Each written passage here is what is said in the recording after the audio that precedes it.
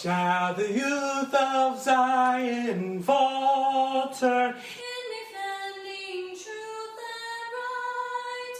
Will the enemy assaileth? Shall we shrink or shun the fight? No. True to the faith that our parents have cherished. True to the truth for which martyrs have perished. To God's command, soul, heart, and hand, faithful and true we will stand. Jordan Peterson, you've said that men need to, quote, grow the hell up. Tell me why.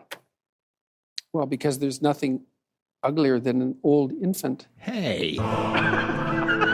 This is Infants on Thrones, the philosophies of men mingled with humor. We are the core.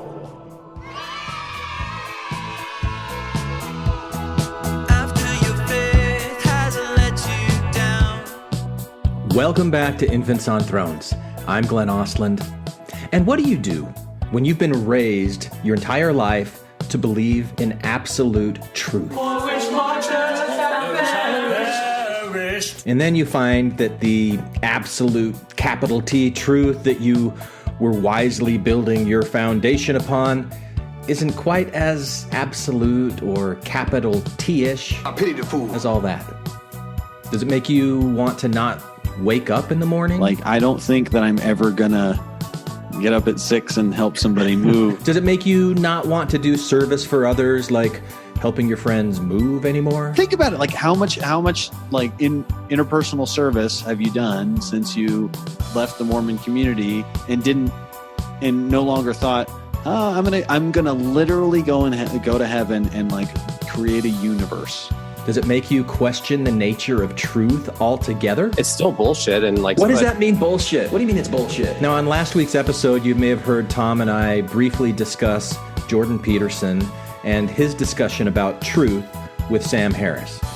Well, today, Tom and I are joined by Bob and Jake to flush this idea of truth out a bit more, or to flush it right down the toilet, bits of corn and all. You're welcome, Tom. You decide.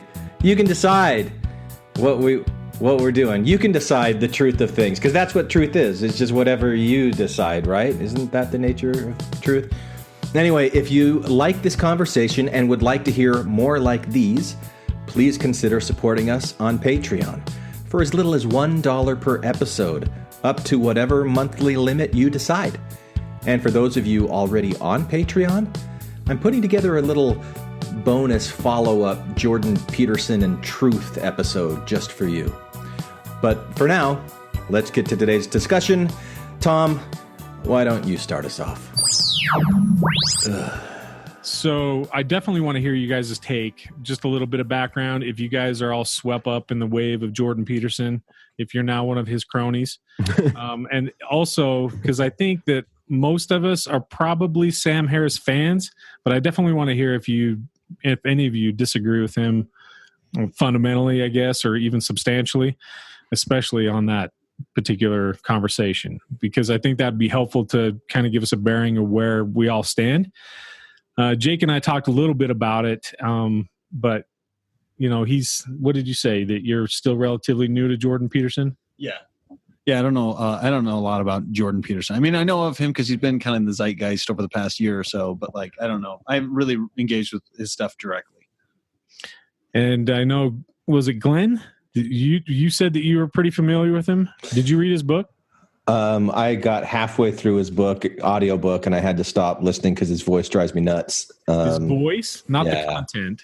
The content, the content is thought provoking, and so I like that. It's intellectually stimulating, And there's things I agree with. There's things that I really have a hard time with, and then I think about it more, and I go, oh, well, maybe I was wrong, And so I like it because it makes me think, but. I heard him on a Russell Brand podcast. I think that was the first time I heard him. I just saw, like, the first time I ever saw anything about him was a little video on Facebook where some news reporter was trying to pin him down as like being anti-feminist or something like that. But you're saying basically it doesn't matter if women aren't getting to the top, because that's what's skewing that gender pay gap, isn't it? You're saying, well, that's just a fact of life. Women aren't necessarily going to get to the top. No, I'm not saying it doesn't matter either. You're saying it's a fact there are of multiple life. reasons for it. Other than that, I listened to this podcast with Sam Harris a month or two ago, and then again today, just in preparation for this conversation. But I don't know Jordan Peterson that much, and I don't have any skin in the game with him. All right. What about you, Bob? So I've read his book in its entirety, and I really liked it. But actually read it too, right? Yeah, like words on the page sort of read. Nice. Wow, old school. Old school, marking it up and all the good stuff. I think he's got a lot of wisdom. I think he's got a lot of good things to say. And probably my favorite thing about him is he's like the current reigning champion for most misunderstood.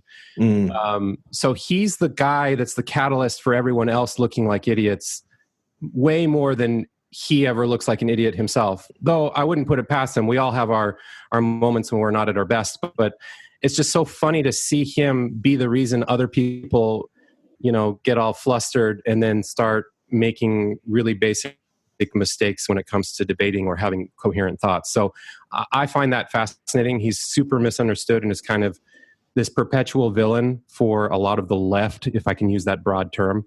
So that's interesting to me. He's really critical of the left, though, too. So he kind of opens himself up for it.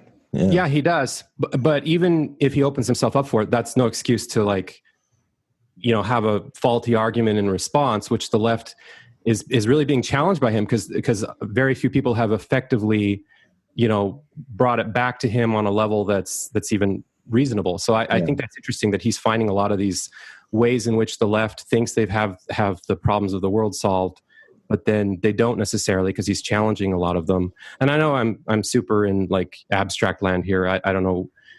I guess at one point we should get specific, but all that said, for as much as I'm praising him, I actually I find Sam Harris's way of thinking more compelling. So I am more of a Sam Harris fan, but I don't find those two mutually exclusive. Like when they go head to head, I lean more Sam Harris, but I still really like what Jordan Peterson has to say. And not to like pin a rose on my nose, but I got to see them live just like a week or 3 weeks ago. I saw them live in Vancouver, and it was really interesting. And both of them had pin a rose on your nose. Yeah, you remember that phrase, right? I don't. I've never heard that. You never heard that? Where you're like, I'm going to pin a rose on my nose. I've pin a rose on my nose for what I've done in my life. Have you guys seen Sam and Jordan live before? Is that what it sounds like when you have a rose pinned on your nose? Yeah, that's the voice and everything. You've never. I'm just trying to say, it's the thing that I'm bringing up to give myself credibility, but I want to be self-aware that that's not really all that credible. I just saw them live and paid money for it. That's all that happened. Well, I definitely want to hear it. Did they reintroduce the topic of truth? Did they even breach that topic? No, they kind of almost tabled it up front and said that we just fundamentally view the definition of truth differently. And they just went at it more practically and didn't get bogged down like they did in that episode. And by the way, they have a follow-up episode to the one we're going to discuss tonight, which I think is a little better. But this first one was kind of monumental because it's like the two great minds come together, and then it's just this giant clusterfuck where they don't get past each other and they can't agree on basic terms. And it's just kind of funny because for as smart as they both are, they really just go round and round in circles. But I guess we'll get into that. Yeah, but the follow-up doesn't really even broach truth, really. You're right. It was more Sam Harris saying, we didn't really get to talk about some of the more expertise topics that you're, experienced in, Jordan. So let's talk about that. It seemed like they just subverted the truth thing altogether to me.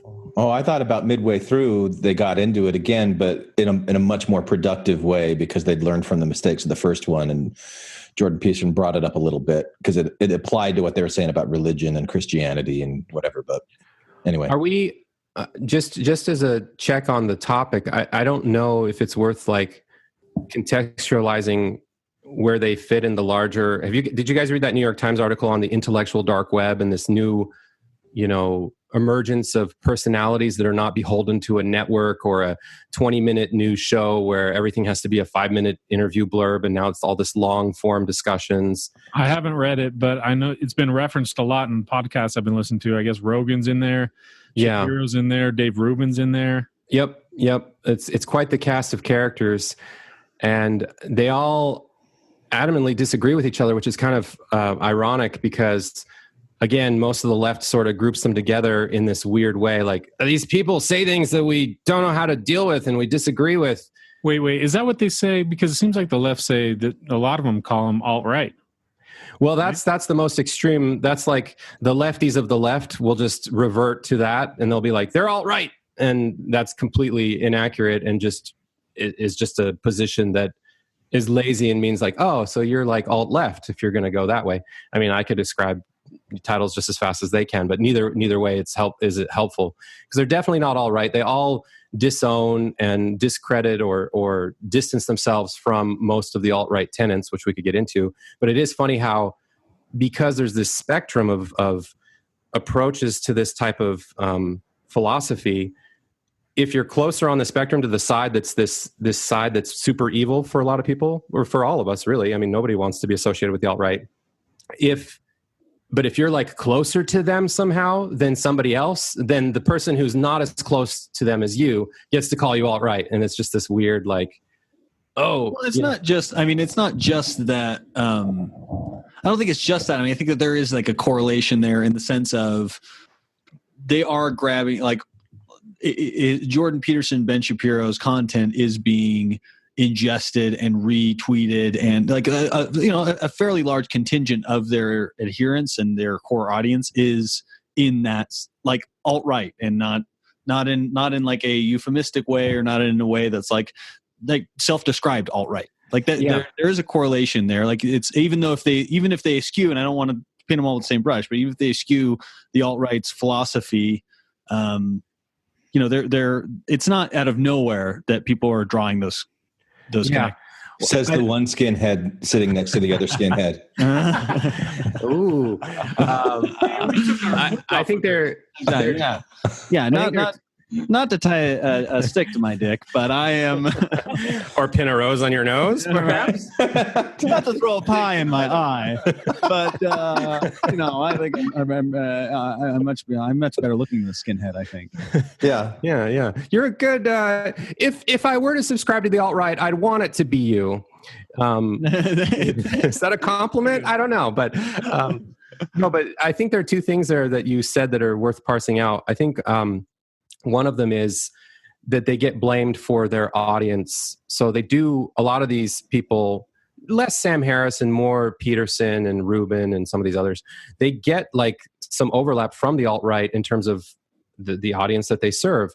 And they don't necessarily disown them left and right, every episode. If somebody's listening to them and it just so happens to be alt-righters, I mean, it's still listeners and so there's this contingent of the left that really wants them to like own that, like, you're responsible for these people who listen to you, who, you don't agree with, or it's not your philosophy that's rooted in what they believe. But since they listen to you, you're to blame for what they think about what they get from how they listen to you. And they're like, wait, let's talk about the substance of my argument, not like they're pouring gas on the fire kind of thing. That's criticism Jordan Peterson gets, right? Right. Yeah. Exactly. But Peterson is very careful with his words. And if you actually parse them out and listen, I mean, alt-righters can take it and spin it whatever way they want. But, if you corner Peterson, which Harris does sometimes, you get out of him that he's not all that crazy, actually. It's just, it's more how he's positioned based on how people write about him and who listens to him more than it is what he actually says. That's the problem. So anyway, I don't know where that leaves us, but I think like in a at least for me, this is like really fascinating stuff, because they're all sort of circling around this idea of like, what's the meaning of a good life? How do we make sense as humanity as to what our place is in the universe? Like, they're all grappling with the big themes that, of course, have come way before them, but they're doing it in a compelling way that's kind of like post-religion, independent of stakeholders that they have to serve and kind of long form conversations, which is sort of exciting. And Joe Rogan's in that category. I don't know if we mentioned him, but he's also kind of gotten into hot water for all the same stuff. But he's actually one of the more benign ones in a lot of ways, because he's interviewed both of them.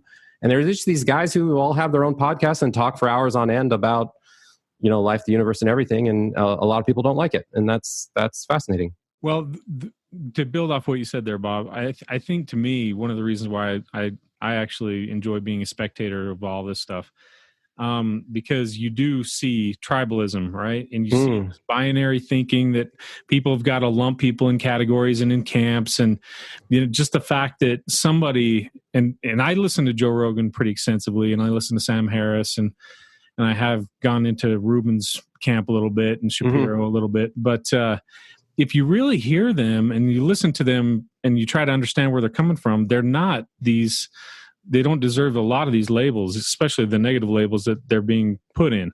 And that frustrates the hell out of me, because all it is just misconceptions that are being thrown around. And like you said, Jordan Peterson he's like a lightning rod right now, because nobody can really pin down what he's saying, because he throws this, very articulate verbal vocabulary soup that has all these big fucking words in it. And and everybody's like, oh, he must be smart because he's using all these big words. But the thing is he does think about what he says. And a lot of the interviews and debates that he's in, he says, no, I'm not going to let you slide on that, interviewer, because, I actually am paying close attention to what you're saying. And he thinks very carefully about what he says. I think it was just recently he was interviewed by Jim Jeffries, I think. Oh, yeah. I saw that one. Yeah. This one hit some headlines because Jordan Peterson actually acknowledged that he might be wrong on something. Right. In the interview. And a lot of people criticized him by saying, obviously he's not as smart as you think he is. And to me, at least where I stand, that actually increased my respect and the credibility I see him in. Because I felt like, well, at least he's actually freaking thinking about the stuff. And if he does feel like he needs to make an adjustment, even at the time in an interview, to me, that's really, applaudable, I think. What was it that he said he might be wrong about? Do you remember? Yeah. Do we want to rehash that? I could give a little synopsis if you want. Yeah, go ahead. So this was about, does a store that makes cakes have to serve a gay couple and make a cake that the gay couple wants? And there's a lot of baggage with that as it's been in the news. And I think part of what happened in that interview is kind of the juxtaposition between the old media model and the new media model that I was just describing, which is Jeffries was editing for comedic effect all these little snippets of his interview with Peterson, sort of like in the old days when Jon Stewart would do it with his correspondents. I haven't really watched The Daily Show recently, but, where you just nip and tuck the edits such that people say things in a funny way. And so he was, and then you try to get gotcha questions lined up for topics that the person maybe wasn't readily, wasn't ready with an answer at the tip of their tongue. So Jim Jeffries first positioned it as like, how important is it for individual freedom or something like that? And, how important is that to you? And Peterson was really going down that path of like how we should let people live the way they want to live and not require them to act. We shouldn't have government intervention. And then he brought up this scenario, and then Peterson was like, well, maybe I was wrong about that. But the problem with the discussion was it wasn't a real discussion. It was literally a 30-second sound clip and exchange wherein Peterson didn't have a chance to flesh out his real point of view on that like he would if he was on a 2 to 3 hour podcast with one of these other people who isn't beholden to the I need my 5-minute clip of 27 edits. And so on the one hand, you had him apologizing for maybe not getting something right, but really and that kind of upset everyone in a way, because it's like he couldn't win, because on the one hand it's like, see, so he doesn't know what he's talking about, and then people who are fans of his are like, why did you apologize? And really, like, it was almost a non-event because it was just so trite and without context or real discussion that it was just for comedic effect that it was generated in the first place. I still didn't quite get exactly what he was apologizing for. Did he take the position that the store owners should be able to discriminate who they serve the cakes to? He did, but it was because it was positioned in such a binary fashion. Okay. So he said, yeah, they should be able to discriminate, and that's a hard reality we have to deal with. And then Jim Jeffries said, like, well, okay, well, what if it was like an interracial couple? Could they discriminate against that? And what's the difference? And then that's when Peterson was like, you have a point. Maybe I'm wrong about that. But what was lost there was the nuance. So like then if you listen to him in follow-ups and actually extend the conversation to what the different approaches are to that situation, you realize that it's much less a binary issue than it is for that 30-second soundbite. Because there's a huge difference between denying somebody access to your store and buying products off of the shelf, which should be illegal and is something that is illegal. Like you shouldn't discriminate against people for walking into your store, but then somebody walking into your store and saying, I need you to make me something very specific, a cake with a swastika on it, then yes, you can say, no, I don't want to make that cake for you. And if that cake happens to be, a gay couple on the cake or whatever, you can also say no.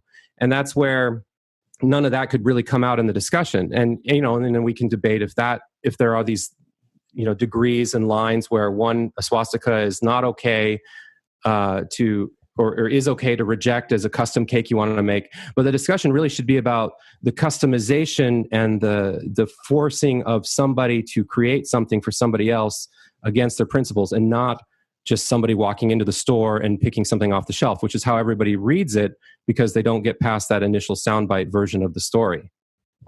Does that make sense? Mm-hmm.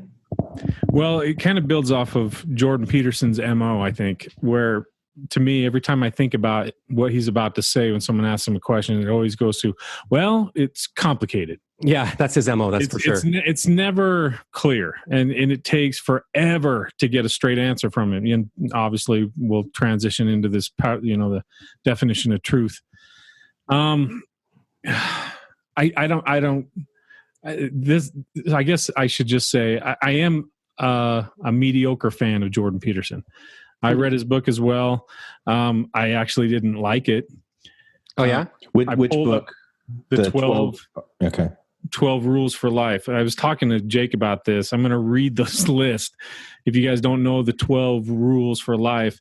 Oh, okay, here we go. So you're going to read the 12 rules that he spent like 400 pages describing. That's this is my favorite. Yeah, go for it. It's great. because it, when you read the list, you're like, what? Yeah.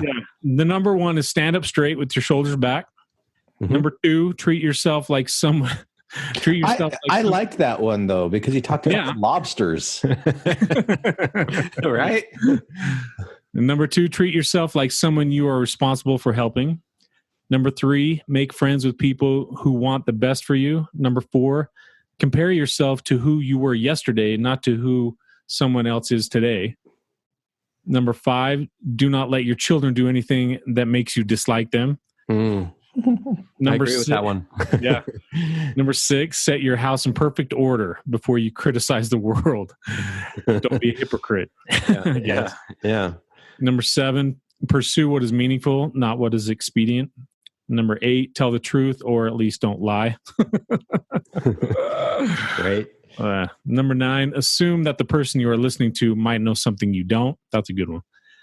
Number 10, be precise in your speech. Number 11, do not bother children when they are skateboarding. I love how that's just, of all the rules, like, oh, okay, yeah, that makes sense. See, number 12 is my favorite. Because number 12, pet a cat when you encounter one on the street.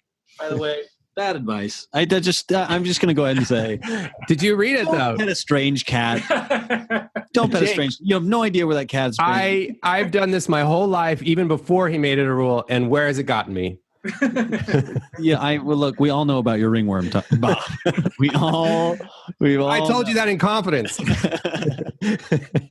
I love cats. And and he actually in the chapter talks about how he's not necessarily a cat person more than a dog person. It's more the principle of it. It's interacting with animals on the street. It's really funny. It's really interesting, Tom, to hear that list like so succinctly, because, you know, like I got maybe halfway through the book, maybe it was only like a third of the way through the book, and I would find myself in these really long chapters going, okay, now wait a minute, what was that thing again that he was talking about? Like I couldn't remember what they were, because it seems like each one of those things was really just a MacGuffin to talk about whatever else he wanted to talk about, you know? Yeah. And I would say, I mean, I just thought he had a lot to say that was more interesting than those headers. And those were just kind of more self-aware. Well, I don't know how self-aware they are. I assume they were, like, you know, wink, wink. This is just fun and games. But if you read the real words in the chapter, I've got some serious shit to bestow upon you. Yeah. Well, he talks about the inspiration for it. Right. I guess he was on Quora and he was answering questions, and then he kind of combined all these things as to, well, you know, if I were to make a list of steps for life, this is what they would be. But he also couches everything as like, well, you know, and it might be different tomorrow. Blah, blah, blah. Like nothing is stable with this guy. Like nothing, you can't put this guy in a corner to save your life. And as far as his definition of truth nonsense goes, I think a good starting point is the concept of truth. I've heard you say in a variety of ways that religious truth isn't scientific truth, and that the difference here is that science tells you what things are, and that religion tells you how you should act. Yeah, that's a good, I'm going to approach that obliquely to begin with. So let me throw a couple of propositions at you.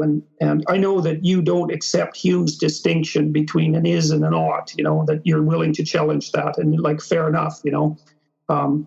But I've been thinking a lot about the essential philosophical contradiction between a Newtonian worldview and a Darwinian worldview, because those views are not the same. They're seriously not the same. The Darwinian view was a form of pragmatism, and the pragmatists claim that the truth of a statement or process can only be adjudicated with regards to its efficiency in attaining its aim.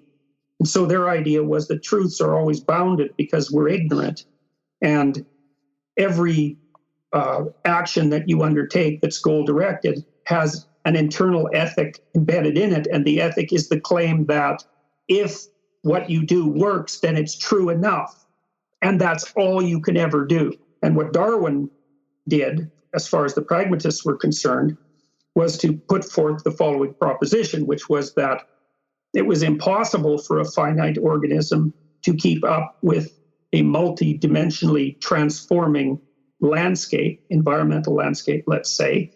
And so the best that could be done was to generate random variants, kill most of them because they were wrong, and let the others that were correct enough live long enough to propagate, whereby the same process occurs again. So it's not like the organism is a solution to the problem of the environment. The organism is a very bad partial solution to an impossible problem.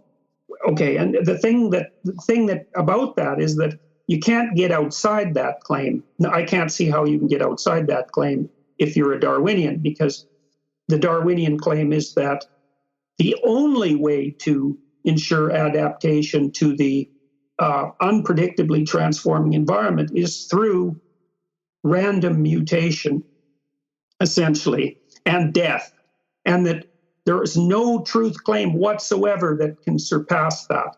Yeah, I mean, that is one of his biggest weaknesses, is that everything is contingent upon this infinitely regressible context, which could change at any moment in the future.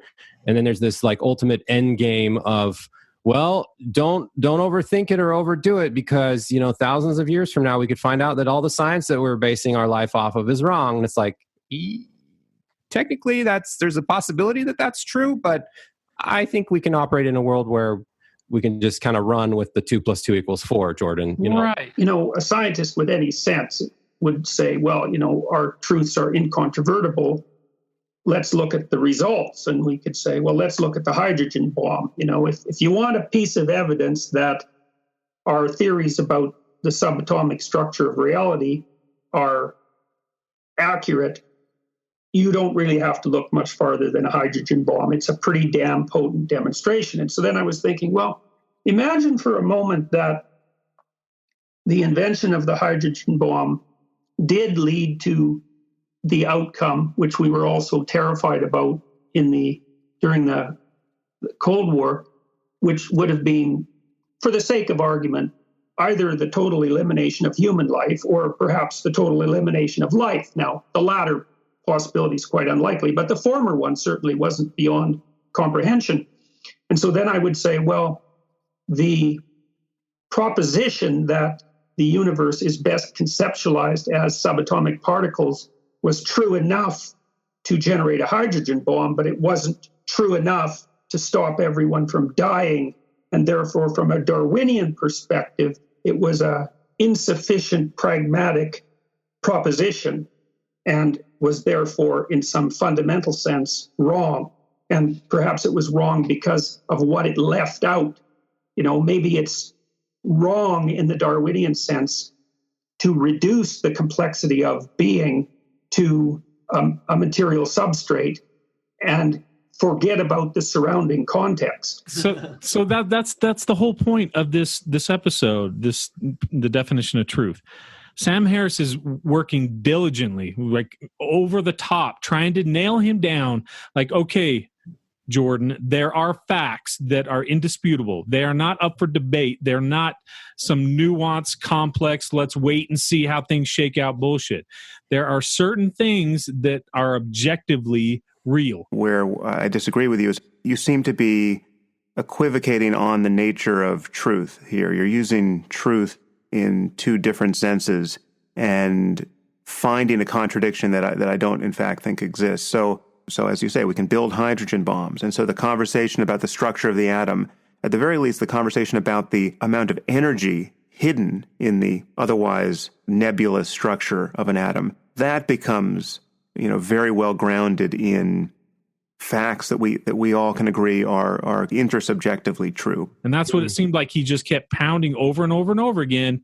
And Jordan kept saying, well, you got to take things into context, and, there's different cultures and races and there's different perceptions. Like, I don't know how many excuses he used, but after a while I was like, holy crap. It's just like it felt like to me, he just didn't want to actually answer the question with okay, yeah, you're right. It seemed like he was a freaking politician just trying to avoid answering the question to me. And that's why it made me feel so angry. Like, this guy's so slippery. He has to have like an out at every left turn. He won't sit down and say, okay, yeah, all right, there are objectively real things. There are facts. And that's what Sam Harris kept saying. There are facts that are indisputable outside of whether humans existed or not. There are facts. Yeah.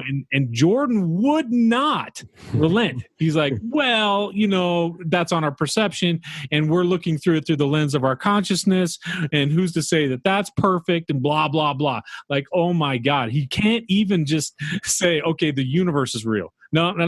We're going to coach it like, well, it's through our conscious and our eyeballs, and you know how our eyes are. I don't know, man. I'm not necessarily denying it, and I'm certainly not presuming that that what I'm saying is right, because I'm trying to solve another problem at the same time. But you see, the thing about the scientific viewpoint is that it leaves certain things out, and it leaves out what it doesn't know, obviously, although the same might be said for any other system of belief and should be. But it also looks at the world in a particular way. For example, it strips the world of its subjectivity, and it may be that that's a fatal error. Now, that doesn't mean that it stopped science from being unbelievably useful as a tool, but I think of science as a tool rather than as a description of reality. And, that's where we differ. And it's fair that we differ. It isn't obvious which of those two positions could be held to be correct, because, you could say that the more we learn about the objective world, in your realist manner, the higher the probability that we'll survive. And it's conceivable that those things are aligned in that manner. But it's also conceivable that they're not. And I'm wary of that, because radical changes produce unintended consequences. I mean, I could see that the thing I like about it, and my perception of Jordan Peterson is based entirely on the content of this interview. I don't really, I don't know anything about his philosophy otherwise. But I did find myself, I liked the fact that he was, even though I agree it was frustrating, having him be relentless in this assertion that like, oh, well, everything that basically saying that truth has to be tied with all the moral implications of what the facts that may be correct are. Like this, even though that was annoying to me in this interview, I did enjoy, I liked the fact that he was stating his assumptions up front and saying, this is why I am saying, that basically like saying I'm saying this because I'm coming from the lens of viewing truth as being tied to the moral implications. Like that clarity helped, I think, diffuse and kind of take the heat out of a lot of controversial topics that he might take on. So even though you disagree with him, it becomes more of a disagreement in philosophy rather than like vitriolic. Like I feel like there's this, there was something about it that he didn't strike me with like the smug, the arrogance and just the general irritation that I feel from like people like Ben Shapiro or something. Yeah. Ben Shapiro just bugs the shit out of me because just the way his entire MO just bugs the shit out of me. Jordan Peterson, I'm like, I disagree with what you're saying, but I see why you're saying what you're saying. And you're saying it in a way that makes it clear that these are the assumptions I'm making and here are their implications. And this is why I am in this position. Yeah. Which I liked. Well, and if anything, what you're describing about Shapiro, Sam Harris almost had a little bit of that in this. That was his weakness, is Sam sometimes, Peterson will be all cordial and be like, no, it looks like we just have a difference of approach and this, that, and the other. And then Sam will be like, nope, can't give you that. I mean, this is bullshit. And you need to, it sounds like you don't even have a grasp of reality. And Jordan's like, okay, like I said, I guess we disagree. And so Sam is a little bit in your face sometimes with his like, hey, we got to figure this out. And we were going to go round and round and round in circles. I almost put that more on Sam, but I understand his frustration. But then he has this tendency to get like criticized for his approach or his method or the word you use, Jake, I think smugness in a way, although I think he's not nearly as bad as Ben Shapiro, but there is this like this aura of like, hey, until I can get you to come over to my side, we're just going to beat this dead horse. And so can you summarize really quick what were the two different positions on truth? So Jordan Peterson basically, if I understand it right, was saying something he doesn't consider anything true if there isn't some kind of utilitarian benefit. Darwinian is the word he liked to use. Yeah. I mean, he had like this pragmatic versus Darwinian approach, which I took some notes on if we want to really get into what he meant by that. But so basically he was saying if it's not beneficial, then he doesn't consider it to be true. Was that what you guys took away from his position? And that's what Sam kept arguing about?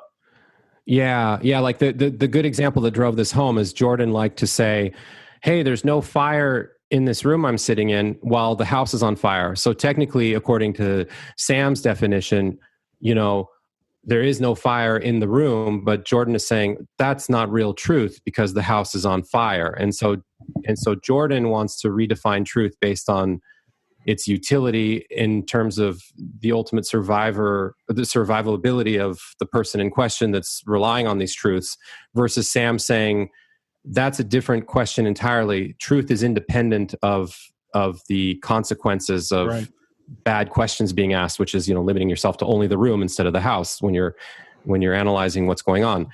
And there's some sort of moral implications that Jordan kept going into. Like it depends on, the ethical implications.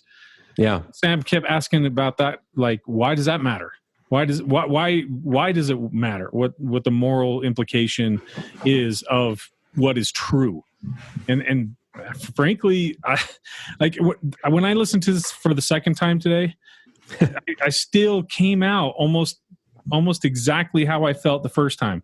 I disagreed with Jordan Peterson completely, all the way, and I was team Sam Harris all the way. I just don't understand how there's not an objective reality that's outside of your moral whatever. Like there are facts, and that's why I mentioned to you, Glenn, on the last recording I had flashbacks of when you and Jake and Heather disagreed on the definition of fiction. It's like, oh, well, it all depends, we all make our own fiction. And I was like, now Glenn's using this extreme slippery definition of fiction that not everybody agrees on. And I was like, oh, how is it that there's certain words that are so loosely defined, like truth and facts and reality and fiction? How are they being misconstrued and misunderstood so easily? Here's what I took away from listening to it again today is I think that they both agreed that our ability to perceive anything is incredibly limited in a number of ways. Both of them agreed with that. And so even if there is objective truth out there, we're limited in a lot of ways in our ability to perceive it and understand it. And one of the points that Peterson made that I thought was really good is that when you're doing a scientific inquiry, you really control all of the variables so that you can isolate whatever it is that you're testing for. And so you put things in these like clinical situations and you test for it, but then you go out in the real world and you can't control the variables, and the variables influence whatever it was that you thought was true. And so you could have this domino effect that what you thought was true, it turns out to be something more than that, or not that, or, something different because it's outside. So what I got from Peterson was that people use this idea of truth because there is truth out there, that what I think is true must be it. And so that's a problem. And that what he really is advocating for is more humility in the way that people approach their positions on truth and recognize the limitations. In fact, let's not even use the word true. Let's have true mean something else.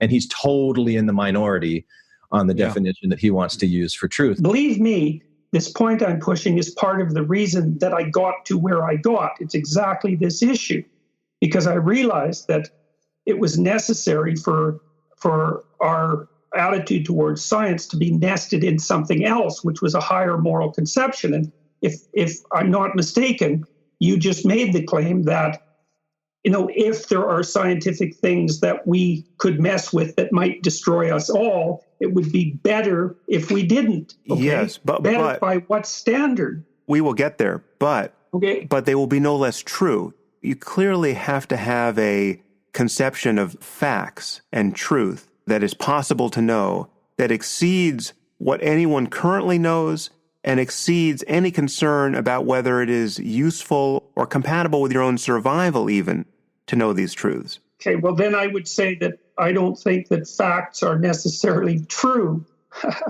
So I don't think that scientific facts, even if they're correct from within the domain that they were generated, I don't think that necessarily makes them true. And I know that I'm gerrymandering the definition of truth, but I'm doing that on purpose because I'm trying to nest truth within a Darwinian framework, which I think is a moral framework. And I think that the logic of your argument about morality is going to push you in the same direction, inevitably. You're choosing, following Nietzsche here, you're choosing to use the word true. You're choosing to freight it with some moral concerns that will make it very difficult for people to understand what you mean and for you to understand what they mean when you use truth as a synonym for, as you just said, correct. A fact may be correct, but it's not true. Right. It seems to me this is counterproductive, and you lose nothing by granting that the truth value of a proposition can be evaluated whether or not this is a fact worth knowing or whether or not it's dangerous to know. No, but that's the thing I don't agree with, because I think that that's the kind of conception of what constitutes a fact that does in fact present a moral danger to people, a mortal danger to people. And I also think that that's partly why the scientific endeavor, as it's demolished the traditional underpinnings of our moral systems, has produced an emergent nihilism and hopelessness among people that makes them more susceptible to ideological possession. I think it's a fundamental problem, and I do believe that the highest truths, let's put it that way, the highest truths are moral truths. I'm thinking of that from a Darwinian perspective. And I think that because Peterson, he came to prominence, and they talked about this at the beginning of the podcast because, and I may get this a little bit wrong, but in Canada, they passed some kind of a law that you have to use gender-neutral pronouns. And if you don't, then it could be considered a hate act, and there could be real ramifications if you use he or she instead of some ones that they made up that were like Z and Zem or something. I don't know. Yeah. And so he's saying, look, people become social justice warriors over these issues in the name of truth. And what they think they're doing is they're being promoters of truth. And so truth can be abused that way and become this rallying cry for people. And it's not really truth. So I think that's what he's responding to. I think that's why he's got such a stick up his ass about truth and not conceding. Anytime Sam Harris is like this, but there are facts. And he would say, yeah, no, I don't disagree with you about that. But what I do disagree with is this. And then he would give some kind of a nuanced thing that shows how even the things that we think are the most true may not be. There may be conditions where they're not. And so what's even the value of calling them true if they can be not true in other situations? No, yeah, I think you beautifully stated his position. And the problem is, and you mentioned this, Jordan Peterson creates a slippery slope there. And that's why I actually commended Sam Harris for sticking to his ground. Like, I don't know what we were going to talk about today, but we are talking about this because we can't go forward. We can't actually talk about anything else if we've got a loosey-goosey definition of truth. If we can't even nail that down, then how am I supposed to move forward with having a conversation with you when I don't even know how you defined something that's so fundamental as how Sam Harris defines truth? How should it be defined, though? I mean, is truth something that evolves? It's almost like whichever that heresy was of McConkie's about God being perfect or still evolving. It's like, is truth already truth, or is it still evolving as truth? What does truth mean? Well, okay, yeah, there's a vague definition, I think, that it can encompass a lot of things. But I think what Sam Harris was talking about was truth in like the factual sense, in the scientific sense. When there's something that's true, like the earth is round or the sun, the earth rotates around the sun, just very fundamental things. But if Jordan Peterson's over here like, well, is it? Yeah, the universe could be inside of a square. Right. How do you know it's round? Yeah. It's like we could be on a disc. We could be like Superman 2, stuck like. But that's my hands. That's the problem. I think Jordan Peterson's approach is, and I understand he has a much nuanced approach or whatever, but he creates this slippery slope that, in Sam Harris's defense, he doesn't tolerate that shit. Like he wants to be able to build off of something, but if Jordan Peterson is so slippery and he's like, well, let's create a backdoor even to facts. Like we can't even like nail down something as fundamental as reality, how we perceive reality. We can't even do that, Jordan. He's like, well, yeah, and that's what. And the thing, and I don't think that it's just that he's just promoting. Oh, let's be humble about what we know. Like he's loosening the definition of truth enough to make a Bible-shaped hole in it. So that because truth is actually defined by the moral implications, and you can't have something that's true unless it conforms to like an ideal moral framework. And guess what? I just so happen to have an ideal moral framework right here. I mean, it's probably the best one, but I guess by that definition, only the things that I say are true. Because you thought he was trying to set himself as having a premium on truth? Yes, because of Christianity. That's exactly what he's trying to set himself up. I don't think so. Really, Glenn? I think Jake's onto something. But again, I'm limited in my exposure to him, so I just didn't take that away from it. I'm not saying I'm not saying it's not true. Oh, I think it didn't come out as much in this single interview. So kudos to Jake for seeing that, because I have a theory about Peterson versus Harris in terms of their approaches to the meaning of life, or whatever you want to call this. I think Peterson is in it for the short run. He's like the bridge, and Harris is more the long run.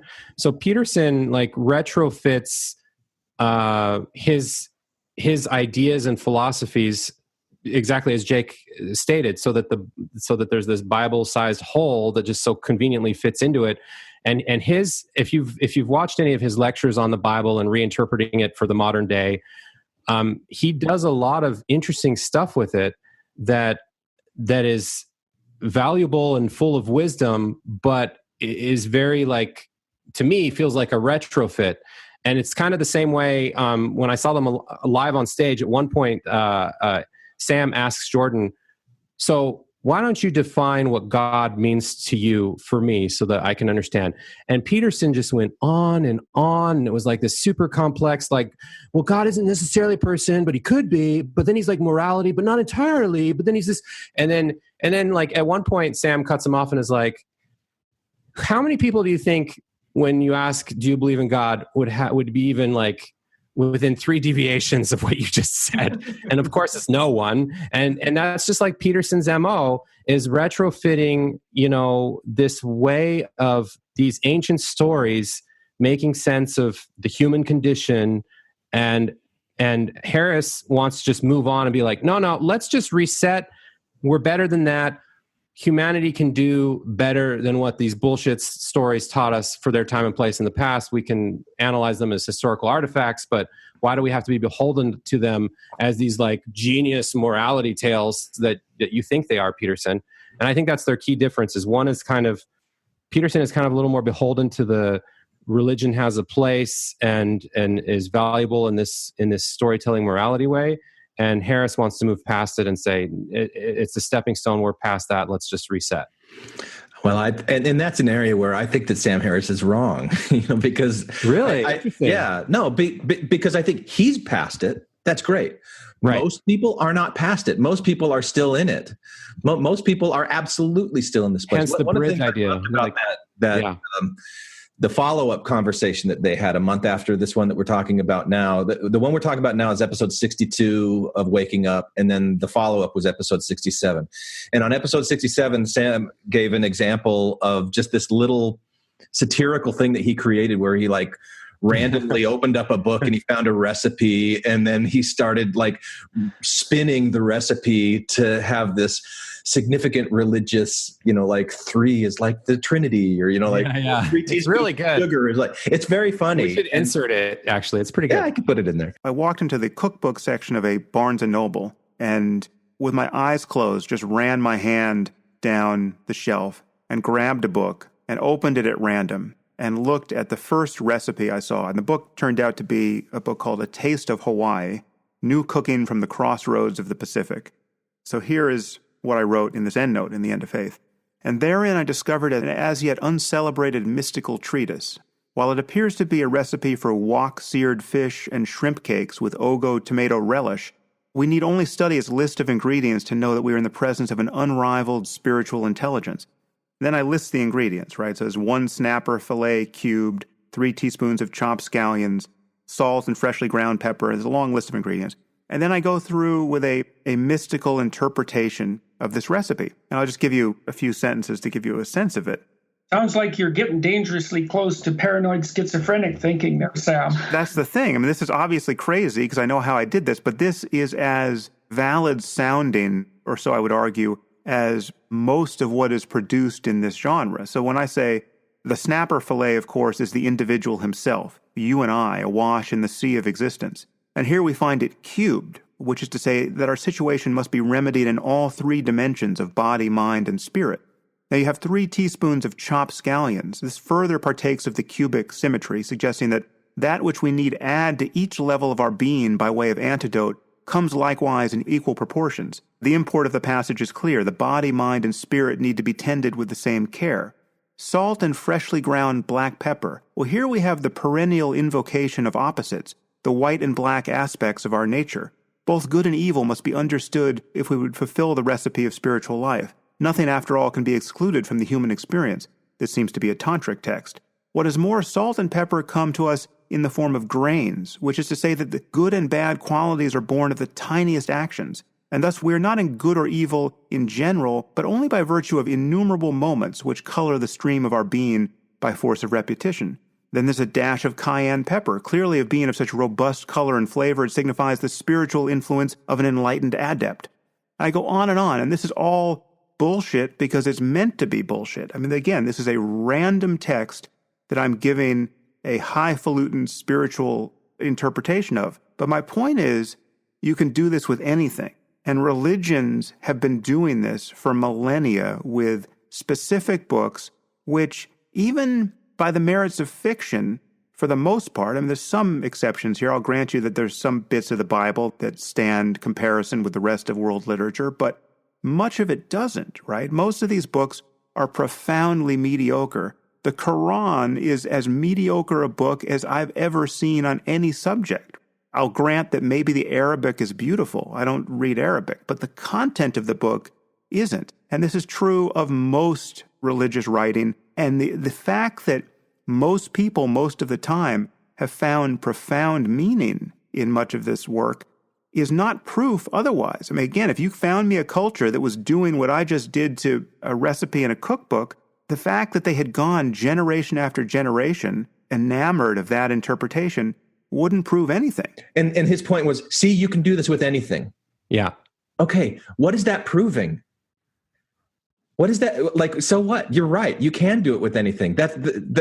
So I don't get the sense from Jordan Peterson that when he's talking about the Cain and Abel myth, that he's saying this is true. These people really existed. This is the Bible-sized hole that I'm going to fill in truth with. But he's just saying, look, in this tradition that is absolutely formative in our Western culture, there are these things that we can glean, things that we can learn from this story that exists, that's been passed down through hundreds and hundreds of years.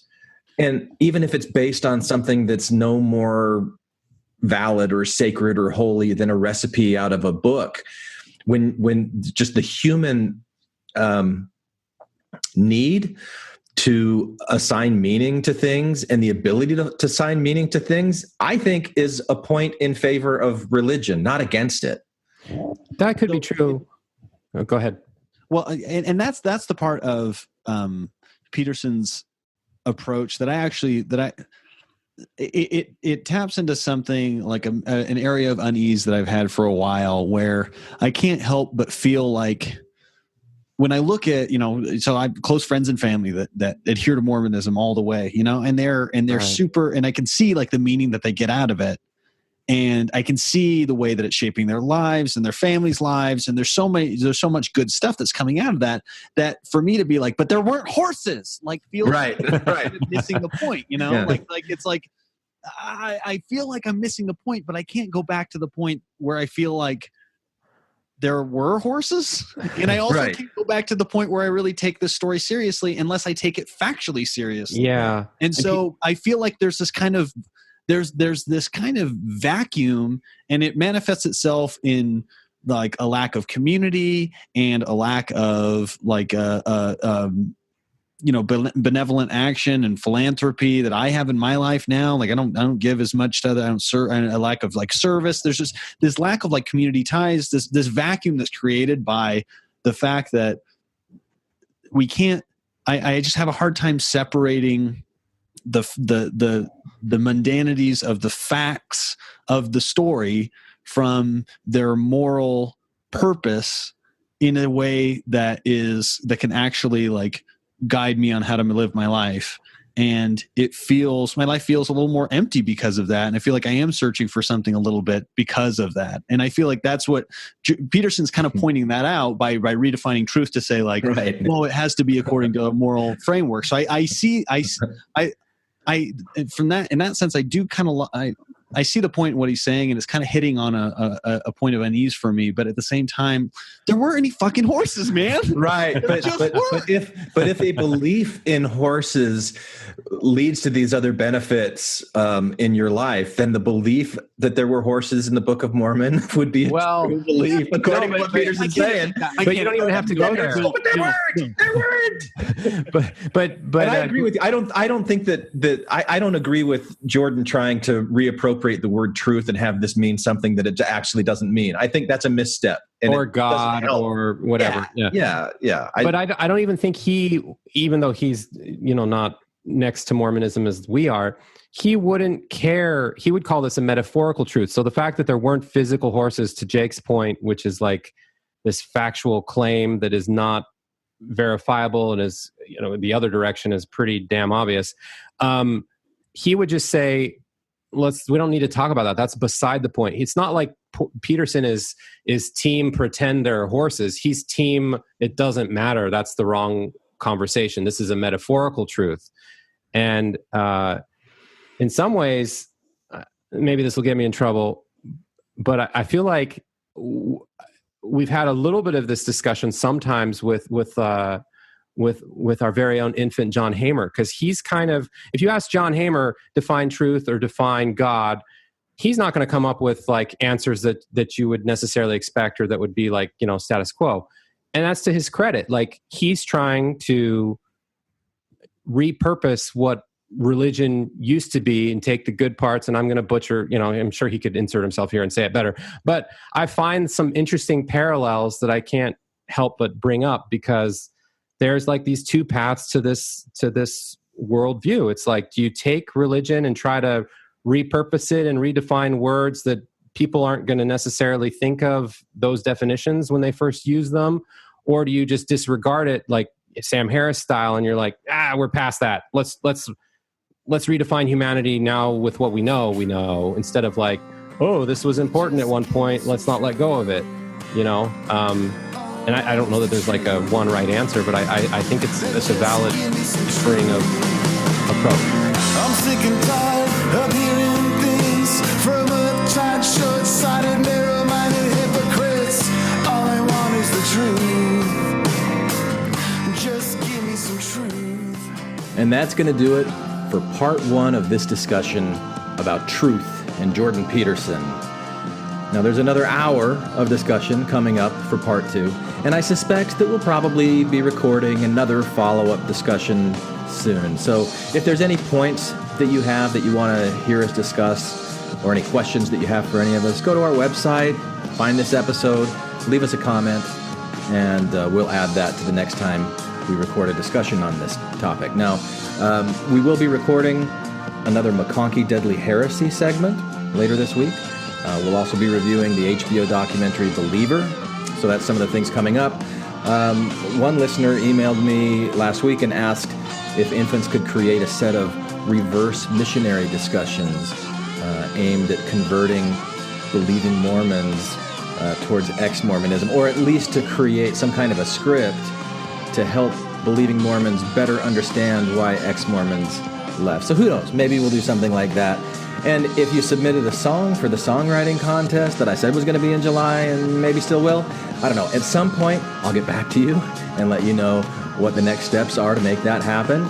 And if you have a listener essay that you want to record and submit, we're still collecting those. So there you go. Lots going on with Infants on Thrones. Thanks again for listening. We'll be back with part two of this discussion soon. Hi, this is Emily from Tacoma, Washington, and I like to listen to Infants on Thrones while preparing lectures on human sexuality or otherwise enjoying the perks of the PhD degree my church leaders told me I should never aspire to. You can comment on this episode on the website, infantsonthrones.com, and if you really like what you hear, give the Quorum a 5-star rating and write a short review on iTunes. I did. Anyone for the closing prayer? Thank you for listening to Infants on Thrones.